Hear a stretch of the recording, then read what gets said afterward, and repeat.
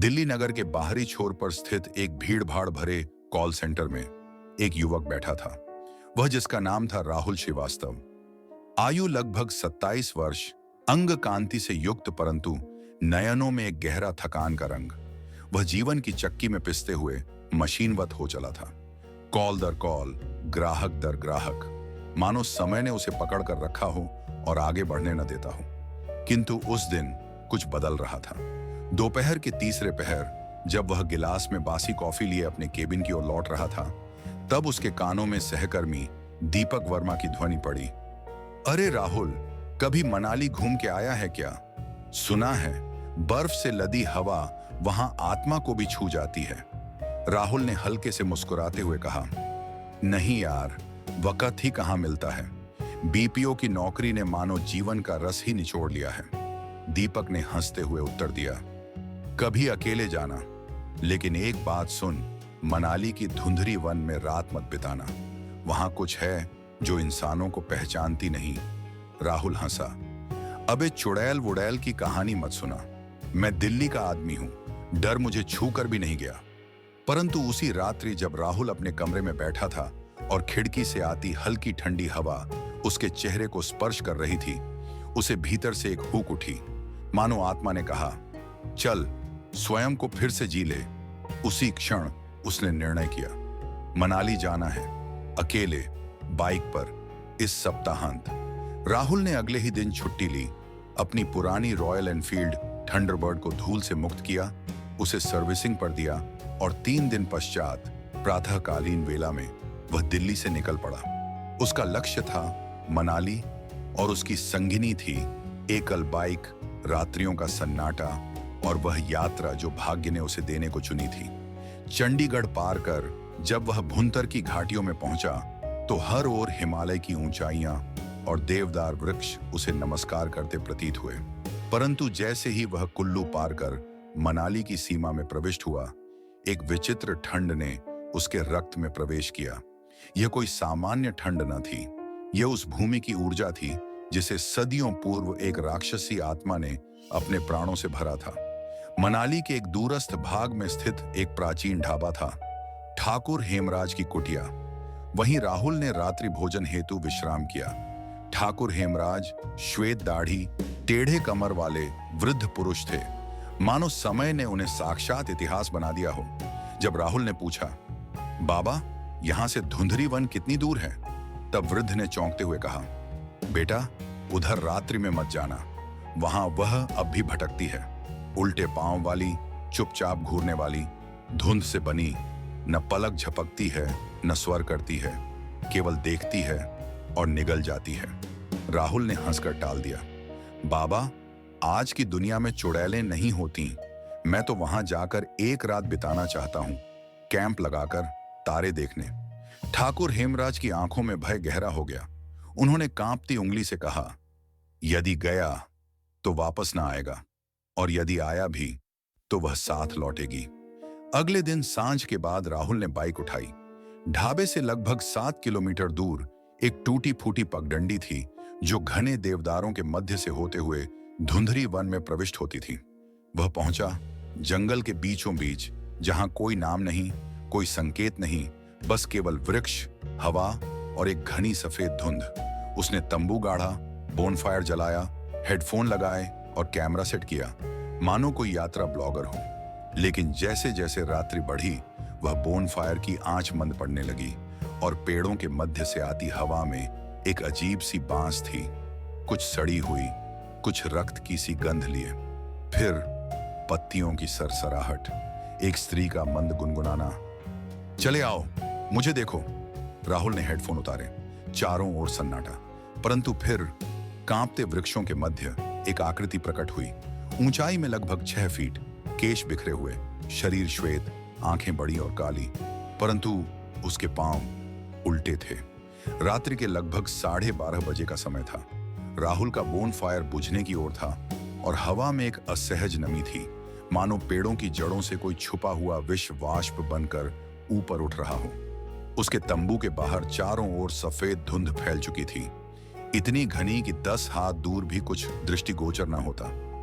राहुल, जो अब तक साहसी भाव से बैठा था, भीतर ही भीतर घबरा रहा था। उसने मोबाइल उठाया, कोई नेटवर्क नहीं, जीपीएस रुक चुका था। ठीक है, उसने स्वयं को ढांढस दिया, कल सुबह निकल लूंगा, कोई बड़ी बात नहीं, ये सब सिर्फ मन का वहम है। तभी झाड़ियों की सरसराहट पुनः सुनाई दी। फिर एक और ध्वनि, धीमी धीमी। राहुल, उसका हृदय कांप उठा। उसने तुरंत मुड़कर पीछे देखा, पर कुछ न था। अब उसे कुछ हलचल अपने बाएं ओर के वृक्षों के मध्य दिखी। उसने ध्यान से देखा, कोई आकृति धीरे धीरे धुंध को चीरती हुई निकट आ रही थी। वह स्त्री थी, पर उसकी गति, उसकी चाल, उसकी गर्दन का झुकाव, वह सब कुछ सामान्य न था। राहुल जैसे जैसे स्पष्ट देख सका, उसके प्राण मानो जमने लगे। उसकी केश राशि नीचे तक लटक रही थी, परंतु उलझी नहीं, बल्कि ऐसे लगती थी मानो किसी ने उन्हें एक एक कर जलाया हो। उसके नेत्र विशाल काले, और उसमें सबसे भयानक बात यह थी कि वे कभी पलक नहीं झपकते थे। और फिर उसके पांव उल्टे थे। राहुल ने बगल से लकड़ी का एक जलता टुकड़ा उठाया और कांपती आवाज में बोला, कौन है तू? वह कुछ न बोली, बस देखती रही, जैसे वह राहुल के भीतर झांक रही हो, जैसे उसकी आत्मा को छू रही हो, टटोल रही हो, उसे याद कर रही हो। फिर अचानक वह बोली, किंतु बिना होंठ हिलाए, तू नहीं जाना चाहता था, फिर आया क्यों? राहुल का कंठ सूख गया। वह पीछे हटने लगा, परंतु कदम ज्यों ही पीछे को बढ़ा, उसके पैरों के नीचे की भूमि जैसे कांप उठी। धरा ने स्वयं उसे पकड़ लिया था। राहुल ने बाइक की ओर भागना चाहा, परंतु उसकी टांगें जैसे लकड़ी बन चुकी थीं। वह एक घुटना टेके जमीन पर बैठ गया। वह अब उसके सामने खड़ी थी, बस 3 हाथ की दूरी पर। धुंध अब उसके चारों ओर मंडरा रही थी, मानो वह उसी से बनी हो। और फिर वह हवा में उठ गई, न पैरों से, न कूदकर, बल्कि धीरे धीरे, मानो हवा ने ही उसे उठा लिया हो। वह तने वृक्षों के मध्य में मंडराने लगी। राहुल चीख न सका, उसका मुंह खुला रहा, पर स्वर बाहर न आया। फिर उसने एक भयानक दृश्य देखा। उस चुड़ैल की गर्दन अपने आप मोड़कर पीछे को घूमी। अब वह पीछे से भी राहुल को देख रही थी। उसके शरीर में 2 चेहरों की रेखाएं थीं, एक आगे, एक पीछे। वह बोली, यह वन तेरा नहीं, यहां मेरी रातें हैं, तू दिन का प्राणी, मैं रात्रि की बाहें हूं। राहुल ने साहस बटोरते हुए दौड़ लगाने की कोशिश की। तंबू को पीछे छोड़ वह बाइक की ओर भागा। बाइक स्टैंड पर खड़ी थी, पर चाबी तंबू के भीतर छूट गई थी। वह पलटा, पर अब तंबू नष्ट हो चुका था। हाँ, वहां केवल राख थी और जलती हुई उसकी जैकेट। बाइक स्टार्ट करने की कोशिश असफल रही। अब जंगल की दिशा से तेज हवाओं के साथ एक रुदन सी ध्वनि आने लगी, जा मत, रह जा, रह जा, हमारे संग। और फिर वह चुड़ैल पुनः प्रकट हुई, इस बार किसी शाखा से उलटी लटकी हुई। बाल नीचे गिरते जा रहे थे और उसकी आंखें सीधी राहुल पर। वह अब अपने दोनों हाथों से किसी अदृश्य धुन पर थिरकने लगी, पर उस नृत्य में भय का संगीत था। राहुल के नेत्रों के आगे अंधेरा छाने लगा। राहुल वहीं भूमि पर बेसुध पड़ा था। रक्त की बूंदें उसके होंठों से रिस रही थीं। मस्तिष्क घुट रहा था, परंतु दृष्टि धुंधली होते हुए भी वह उस आकृति को देख पा रहा था। वह अब उसके सिर के ऊपर झुकी थी। उसके बाल राहुल के चेहरे से छूते जा रहे थे। फिर अचानक हर ओर सन्नाटा, मानो समय रुक गया हो। और फिर एक रहस्यमयी परिवर्तन हुआ। परिदृश्य बदलने लगा। पेड़ स्याह पड़ने लगे, भूमि से रक्त रिसने लगा, और सामने वह स्त्री अब चुड़ैल नहीं, बल्कि एक युवा नववधू का रूप धारण कर चुकी थी। गुलाबी जोड़ा, चूड़ियों की खनक, पैरों में पायल, पर चेहरा उदास। राहुल की आंखों में कौतूहल जागा। उसकी चेतना जैसे किसी अन्य युग में ले जाई जा रही थी। वह स्वर अब गूंजा, अब सुन, तू जो पूछे बिना यहां आया, मैं बताऊंगी। नवम प्रहर। वह कौन थी? मेरा नाम था शिवांगी। आज से 300 वर्ष पूर्व, जब यह वन एक गांव से घिरा था, मैं वहीं जन्मी थी। एक गरीब तांगे वाले की बेटी थी, परंतु हृदय मेरा निर्मल था और सौंदर्य मेरी छाया। गांव में एक राजकुमार आता था शिकार खेलने। नाम था रणविजय सिंह। मुझे देखा, मुझसे प्रेम किया और छुपकर विवाह का वचन दिया। परंतु जब मैंने माता पिता से कहा कि मैं एक ठाकुर से ब्याह करने जा रही हूं, सबने मुझे पागल कहा। मैंने प्रतीक्षा की, कई पूर्णिमाएं बीत गईं, वह न आया। एक दिन मैं उसी धुंधली वन में उसकी प्रतीक्षा कर रही थी, फूलों का हार लिए, परंतु वह आया एक और युवती के संग और कहने लगा, तू क्या सोची थी, मैं तुझसे विवाह करूंगा? तू तो केवल एक खेल थी। और फिर उसने मुझे धकेल कर इसी झील में डुबो दिया। राहुल के चारों ओर दृश्य जीवंत हो गया। उसने देखा एक नव युवती को कोई पुरुष बलपूर्वक पानी में धकेल रहा है। मैं वहीं मरी, उसी रात्रि, उसी क्षण मेरी देह से आत्मा अलग हुई, पर वह आत्मा कहीं जा न सकी।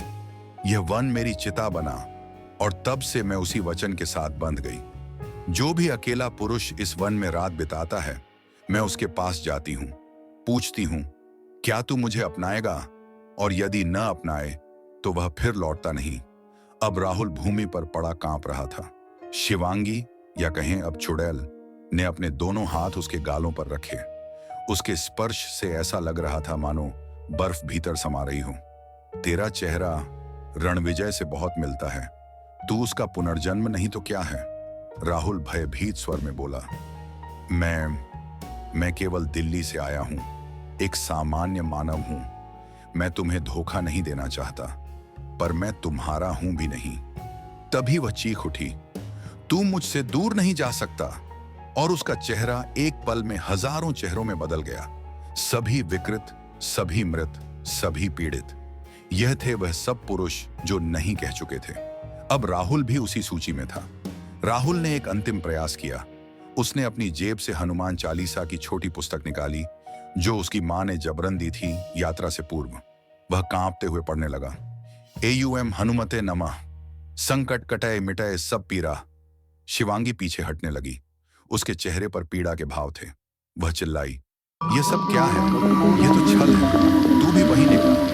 पेड़ हिलने लगे, धुंध में आंधियां उठी, परंतु राहुल पाठ करता रहा। चुड़ैल की चीखों से वन गूंज उठा और फिर एक प्रकाश की तीव्र रेखा चारों ओर फैली। राहुल मूर्छित हो गया।